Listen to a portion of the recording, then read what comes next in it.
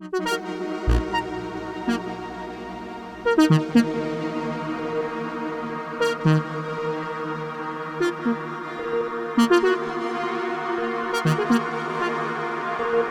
right, let's roll over onto our sides today. So, if you're on a mat, try to be on the back edge of it. It's good for figuring out if you're really aligned. I'm gonna prop up my hand here. If that doesn't feel good on your shoulder, your arm, or something, you can always rest your head straight down. Okay, so I'm lining up hips, shoulders, head, my stomach, that knot on that back end, and we're gonna also put the feet on that back end. Your hand can rest in front. I'm gonna open the knee, little clam opening, and then lowering down. Opening the knee and lowering down. So this is a place to really feel again that kind of stirring spoon of the leg bone inside the hip, because we want to open and use effort to stretch open the knee, but we don't want to let the hip rock backwards. So we also have to feel our big haunches, the big glute muscles, holding the hips still. You hold it against the effort of the leg and against the effort. It may seem counterintuitive in a way to have forces working against each other in the body. It gives your body at war with itself. Not really.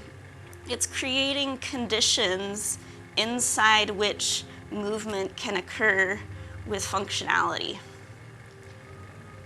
So we actually need those boundaries and those containers for movement to occur.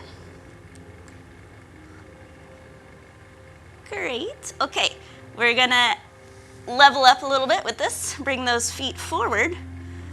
Bring your knees just slightly higher, so you're making a 90-degree angle there. And we're gonna lift the whole leg up and lower.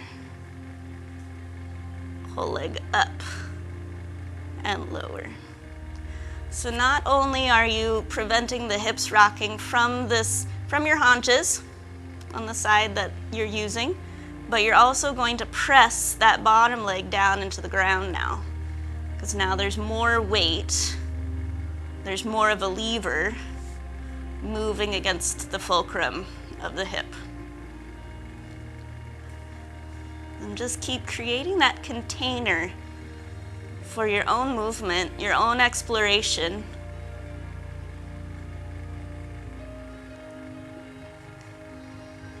And acknowledge that this is gonna start to burn, it's gonna heat up there, and we're still gonna keep going.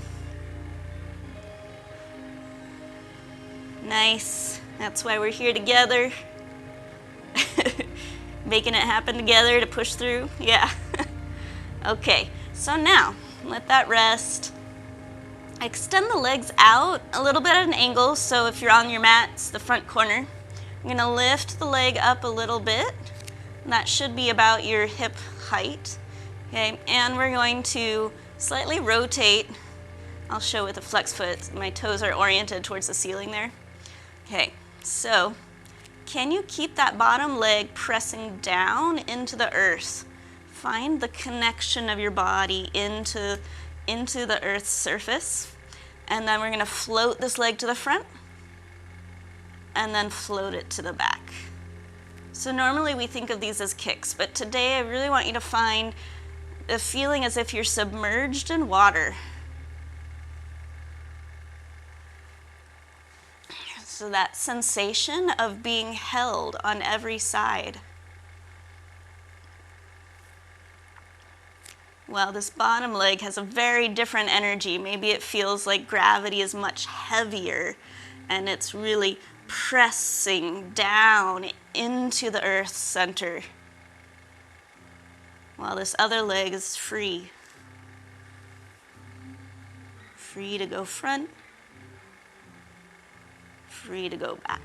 Nice. Okay, come back together with the heels and we're gonna kick straight up in the air. Up And then reach it down and lengthen and match the heels. Up, slow to come down. So you're gonna hold the quickness and also hold slowness. Quick, slow, yeah, up. Like you're bursting up out of the water with that leg. Another thing that being in the water gives us is that sense of lightness. One more. Up, all the way down. Nice. Okay, so we're gonna use our leg like we're a KitchenAid mixer here. We're gonna very fastly circle this leg. 1, 2, 3, 4, 5. Reverse. 2, 3, 4, 5. Again. 2, 3, 4, 5. Reverse. Holding that middle still, and then rest down. Nice. You can let that knee come to the front. Tell your hips, your glutes, good job. And then we can switch to the other side. How's everybody doing? Feeling good? You're doing great? All right. So we're gonna find that burn a little bit. Okay, so lining yourself up, including that knot. We didn't talk about that much on the other side. We might talk about it more here. So that's really important to not get into your low back space too much here. Okay, so we're opening for the clam and then lowering down. So you're trying to find as much range of movement as you can within the boundaries of the hip staying still and using that yummy effort to hold the hip still.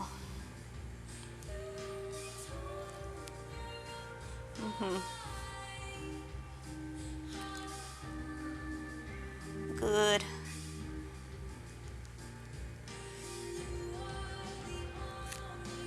And then if you want to take that into you more deeply, find that knot.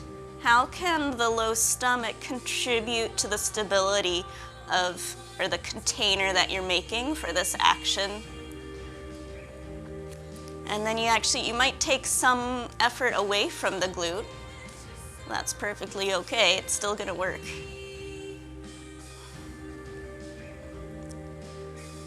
Okay, let's now level it up a little bit. Knees come up a little, feet are forward, and the fire hydrant, and lower. So you're pressing this bottom leg down. We're still using our haunches. Those are 2 stabilizing forces. The third one,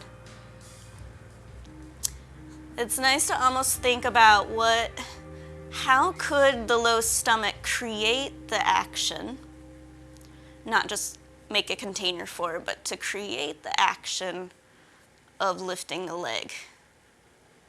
So we have all kinds of really strong flexors in this area too.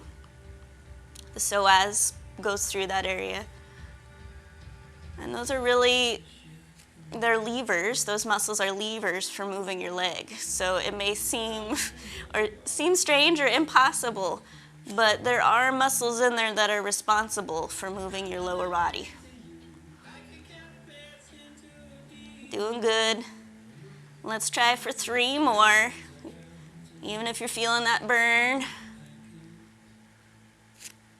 keep finding other places to support.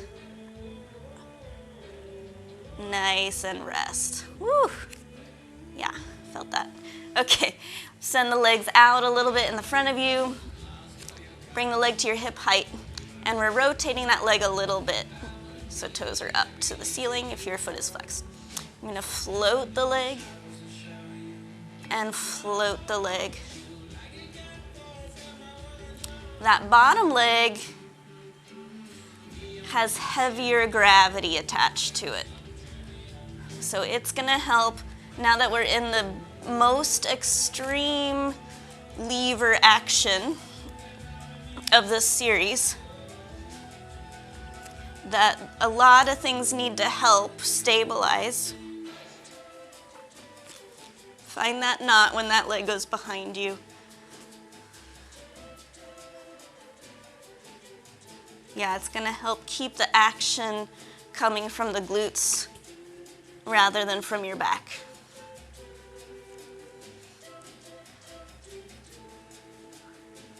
Really try to use your mind to float the leg.